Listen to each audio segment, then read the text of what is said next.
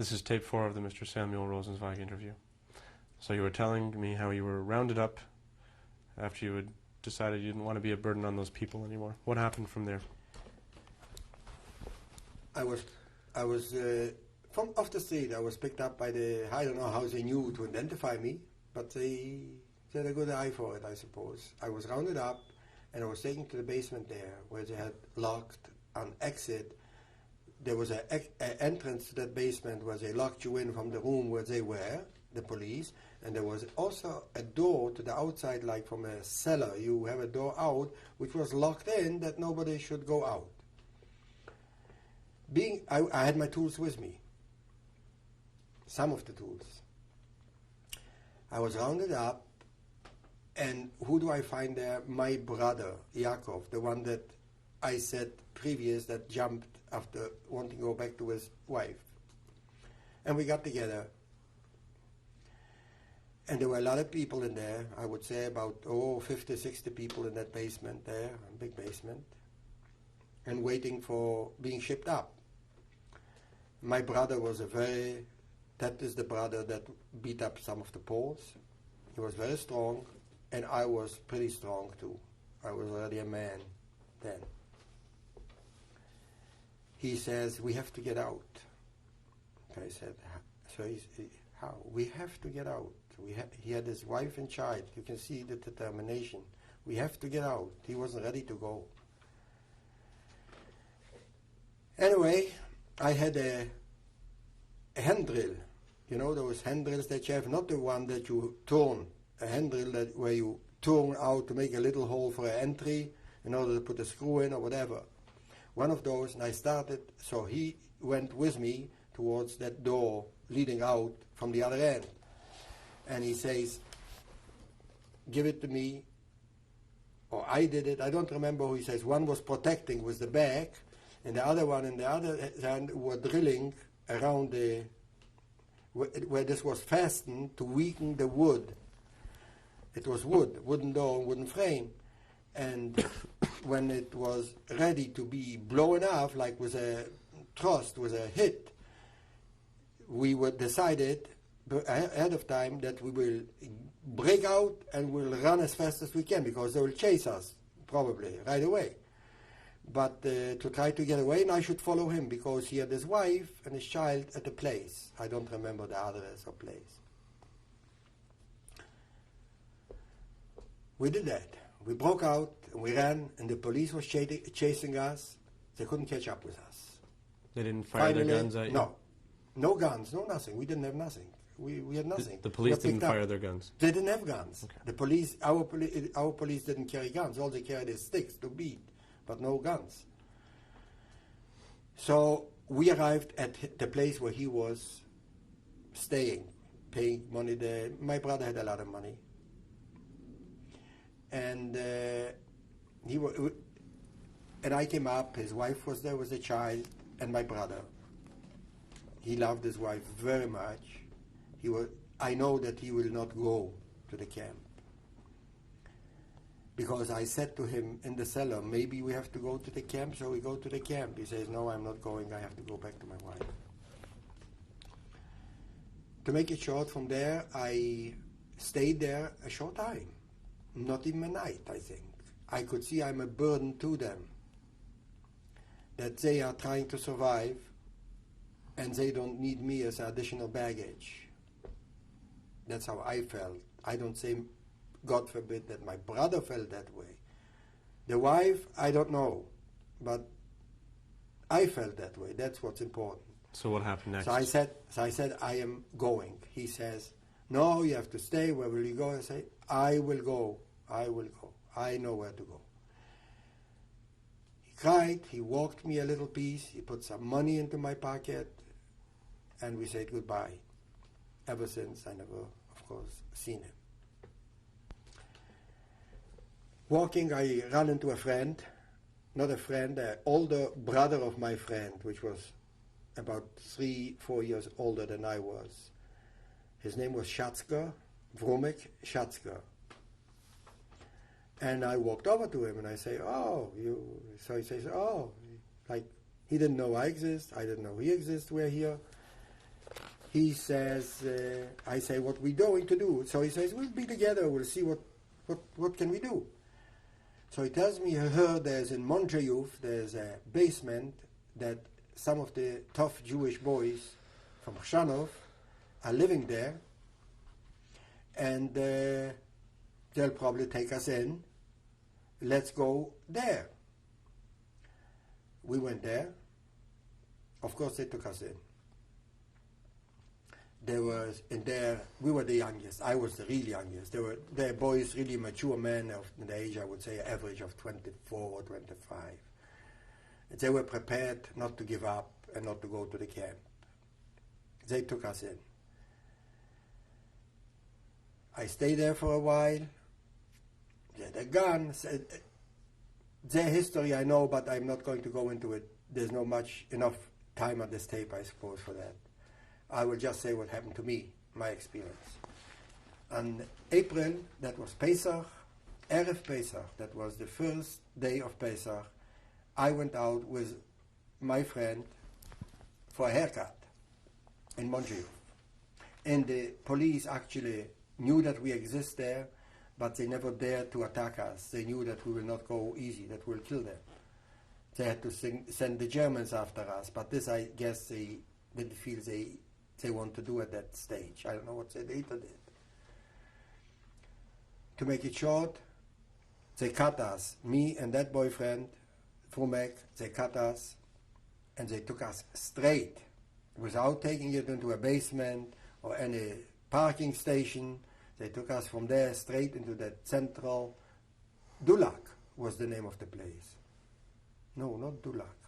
I can't remember the name, it slipped my mind. It's okay, go on. They take us to that place where from there already were Germans that were controlling it. That's where my brother jumped, from that building. They took me there with that friend, and from there you couldn't run away anymore. What happened next? We've been there in that 2 or 3 or 4 days. We were prepared to go to camp. We knew that this is going to Arbeitseinsatzcamp, to German camps, to Germany.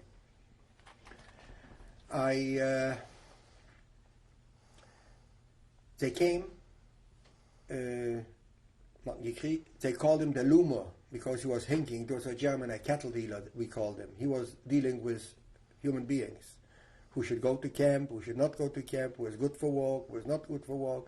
They made the selections. They came up and we had to go down. There was an appel, and he was looking for tradesmen. So he asked, he says, he needs electricians. So I tell to my friend, I can never forget this, I have to mention, I told him he was not a tradesman. So I tell him, please come say you're an electrician. You will go with me. You will work as tradesman. You will get by with me as a tradesman. Let's try. No, we were too straightforward. It was a town which was, so I don't know, we were straight. And he just couldn't do it. He couldn't cheat that he is not a tradesman. Anyway, we separated. They separated us, of course. He went to a different camp, and I was taken from there to Sakrau. That was in 1943. When did you arrive there? In Sakrau. I arrived in Sakrau. There I stayed a while until they allocated me to the next camp. That was like a camp for allocation. Again, I don't remember how long I stayed there, a short time. And they sent me to Graditz. Now, I have to describe Graditz, what kind of a camp it was. Did you take a train from Poland into Germany to get to Sakrau? We were transported, to be honest, I don't remember, by train or trucks. We were shipped there. Was it a long journey? Not a very long journey. Not a very long journey. Because that was like by train. I don't remember by what. I don't. So you arrived in Graditz. I arrived in Sakrau. But you didn't stay in Sakrau long? I didn't stay there. It was like a collection center, and from there you were distributed, assigned to requests by German firms or or factories or whatever they requested, certain trades or certain people. So then you And went to from there, Graditz. pardon me? You went to Graditz. From there I went to Graditz. How long did you stay in Graditz? In Graditz I stayed till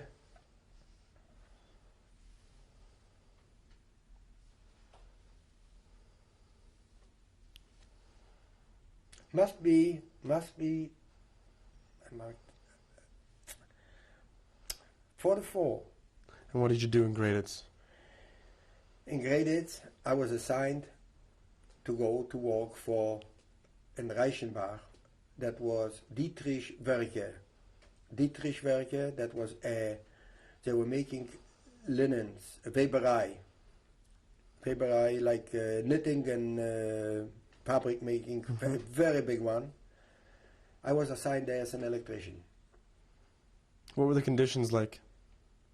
In the camp, I tried to describe the camp. The camp, I want to say, the camp was a terrible old factory building which was converted into a sleeping quarters or existing quarters for people that they brought into work. There were approximately 1,500 people in that building. We had no individual beds on the bunks like this, boards, 3 layers of boards, and people slept on straw, one beside the other. Were you in uniform? No uniform. That was a working camp. It was not a concentration camp. We had no numbers then. I think the numbers were just assigned to us in the concentration camp. If I recall correctly, Rosenzweig, it was the name, by names. Everybody was known by name, called out by name if wanted. From there I was assigned to work for that as an electrical maintenance man. And when I came in, he was a very bad man. He was SS, the engineer. Remember his name? No. Dark man, tall. I don't remember his name, and I hated him. I was very, very arrogant to him too. And he assigned me a job, and he gave me a German girl as a helper. They were training then girls in the trade because they didn't have enough men. And I started to work for the maintenance work. There was a big room the size of I would say 100 by 100 feet, which they put in a drying machine for vegetables, where they dried vegetables in order to send to the front. That was right next to our place of the electrical shop. The electric shop was next to it. And food I had because I had food from Germans. I didn't, but I used to, and every lunchtime, there were also people in that group. We were about a group of 20 tradesmen, which were spread out in that factory, or 15. Most of the group was about, a group must have been 60, 70 workers, which worked outside. They had no access to anything. They were just surrounded by police, by Wehrmacht. At that time it was Wehrmacht. And they worked very hard, but they had no food. Every lunchtime we used to go for lunch, where we used to get a little bit of soup, which the factory administration provided for us some food. It was a little bit of meager soup. I always used to, and that was a short time, I was there a short time, I used to take some of it into my, everybody had a little bag that he carried, like a shoulder bag. I used to always stuff it with that dried stuff or sometimes fresh ones. When I used to go up for lunch, I used to take it with me and give it to the boys that worked in the field. Now I'm coming to my meister, my engineer. He noticed me that I'm carrying it once. And he put in a complaint not to the people, because the people that were guarding us, especially the ones that worked inside, they respected a little bit. We were tradesmen. They treated us better. So straight to the top. Yeah. So he went to the top. He called to the camp. I remember like today, when I came to the camp, they came in a report, and they called me out. And the capo, if you call him, the one that was leading us, he liked me very much. Mr. Lanzer was his name. He was not so good. To me, he was very good. He was a nice man to me. For me, he would do everything. He gave me a second food card because he had more food, but I didn't need it. But he was nice. But I have to say also, he was not so nice. To me, he liked me very much. He right away, and I told him, and he knew what happened. So, and he was a brother-in-law of the Judenführer, which was the head of the camp. Its name was Zeingut. He was a Jew from Czechoslovakia, I think, also. He was a brother-in-law. And he told him, look, this boy, you're not going to do nothing. They were killing us in camp for something like that. We had especially one couple which was very bad. He could kill you with one blow. And for this, and the Lagerführer was Kiske, his name. He was a very bad man also. Kiske. To make it short, I came in there, and of course, when you get a report like this, at least you got 25, on you behind. And the one that was doing it was named Rosenzweig, the same name that I have, but no relation and not from the same town. And I was afraid they're going to beat me up too. And they could kill you in there. He was a murderer. He was a very bad man. But he went over to his brother-in-law and he told him, look, this guy, you're doing nothing. So the Lagerführer came out, he made the reports and the whole thing, and then he says to the capo, that Lager capo, which was the hitman, to go in and give me 25. But he told him probably ahead of time, don't you touch him. He took me into that room, he asked me to lay down, and he started hitting the bench, and he said, scream, and I will say it in Jewish the way he said it. Scream, schra hier Sie, na nicht harger doch. Which means, scream very hard, if not I'm going to kill you. And I screamed, and that was the incidents I had, one with experience with some bad guys that we had also. From Graditz, where did you go next? Graditz didn't finish yet. Graditz, after this, came my most conversation will be about Graditz, I suppose. In Graditz, after this, Robert Bosch from Stuttgart, that's a big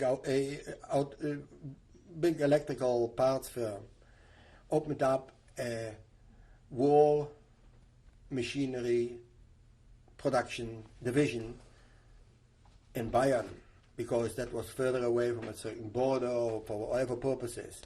And they took a tremendous part of that Dirichwerke to convert into ammunition for aircraft parts, electrical parts, for the army. Then came the main people that organized it. They were very organized, the Germans. Like the electrical engineers, they sent an electrical engineer, plumbing engineer, structural, whatever they needed there to organize it. He took me in, and he needed some men. So quickly, he asked that Dirk should give him some men. And my Meister, which was very mad at me because I wasn't very cooperating with him, he didn't treat me nice. So he gave me up and he said, you and a few more guys there that for different functions should go and work for Zieling, was called that division, Zielingwerke. I came in there and there was nothing there yet, and that engineer and the others, he says, we are about 4 electricians there, or 3. He says, who knows to read blueprints? Well, I said, I do. I was the only one that really did know to read blueprints. So he says, okay. And I'm going fast now. He said, you come with me. I want you to look after the electrical work till we get organized. And he sat down with me to work on the plans, tell me what we have to do, what we haven't do. And we were sitting like this for about 3 or 4 weeks, working together. And he was sharing his sandwich with me. And he was a sass. He never saw a Jew before. Mr. Barnard was his name. He was a man in around, I would say, late 30s or early 40s. Everything was to the point. We didn't talk about Jewish. He didn't know what a Jew means. I don't think he ever seen a Jew before in his life. And we worked together. Quickly it developed into a factory. I'm now jumping to the point where it became a factory already. There were already German Meisters there. And I, of course, was a Meister there also. I had my own bench. I had my jobs that I did. And I was treated by them the same way as the Germans were treated, as far as at the war concerned. In the camp is a different story. In camp it was very bad. Very bad conditions. They hung some people. They beat people. They drowned some people in water with hoses. I was aside from this, really, at work. When I came to work, by the way, we had to get up 3 o'clock to go to work because we went by cattle trains. We got back, was around already 9 or 10 o'clock, so we got our soup, and exhausted, everybody went to bed. So that was the life. That's why camp, I didn't see much of camp. Now, I'm skipping all the way to the typhoid. As we were walking, more people came. I was sick during the time, but this is not important, and I recuperated. Typhoid broke out in that camp. The first few days, nobody wanted to talk about it. We had a medical doctor there, a Jew. We had sanitators, that means nurses, male nurses, and they knew already what it is. But they kept it quiet. But how long can you keep it quiet? It started to get a little bit out of it. I know that I already went to work with high fever.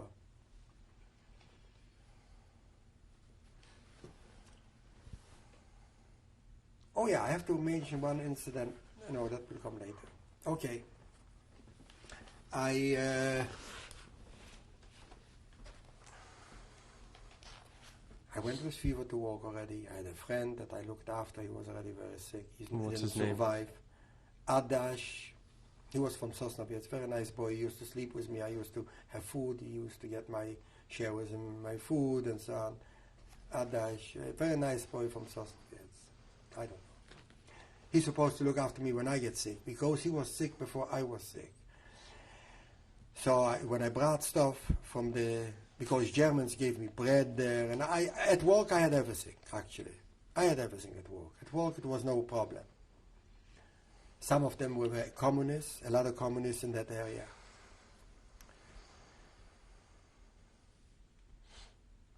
When I got sick, he was already better.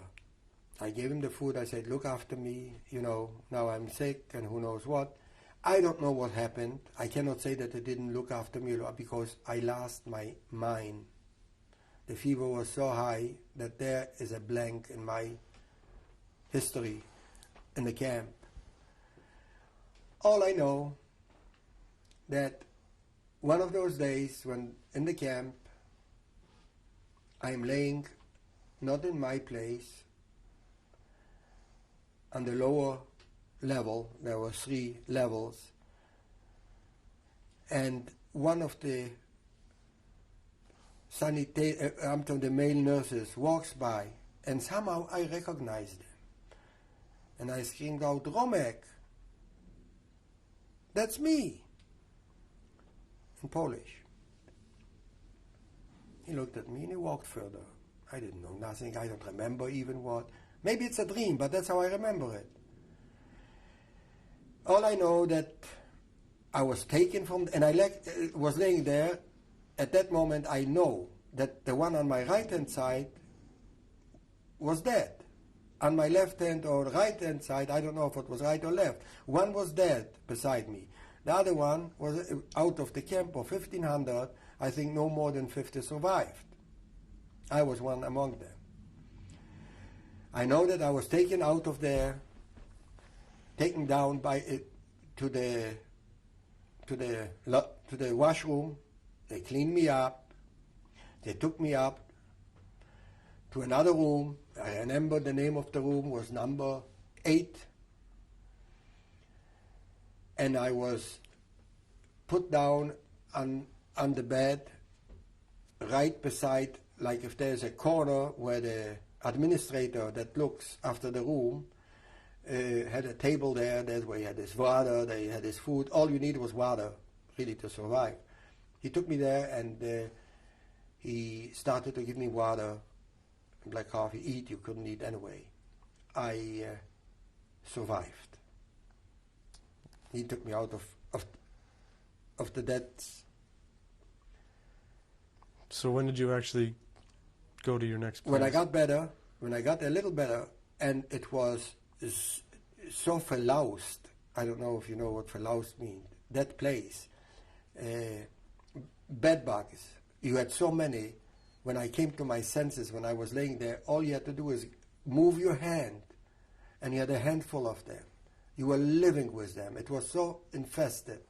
It was a terrible place to be, and it stunk so bad when you turned and you squashed some.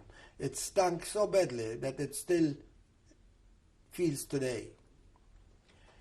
After I got a little better, they told me to wait until I get a little better. I said, no, I want to go out, because the ones that got healthy were moved to a different camp.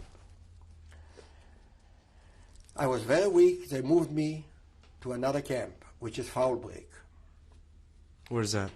Foulbreak, that was about 10, 15 miles away from the camp where we were. That was a new camp that was established when this camp got sick to replace the workers that were working at those places, in those different factories. Over there I was very unlucky. I came very weak. I was very skinny. I was without food after a typhoid. I had a very, very bad time. I don't know for how long I was subconscious. I didn't know. I don't remember that time. That's a blank, total blank. In Gradis, I was taken, in Foulbreak, and there they assign you to work. And of course, a person like me that comes to a camp, there were healthy workers, more or less human, looking like human. I didn't look human. So they send me to wherever they send you, they send you. They happened to select me to go to build the road to the new concentration camp that they were building another 25 or 20 kilometers away. Sportschule, they call this. Sportschule was the concentration camp. Now, from that camp, we're supposed to go to Sportschule. Like I said, we were building the road. I got there, I was handed a hammer, a heavy hammer, and I supposed the whole day stay there and split up those stones. They were bringing up, men were bringing up those stones with those trolleys on rails, and was dumped, and that's supposed to be broken by hammers into smaller pieces. You build a road building. The German... We'll pause there and we'll pick it up on the next tape. Okay. Sure.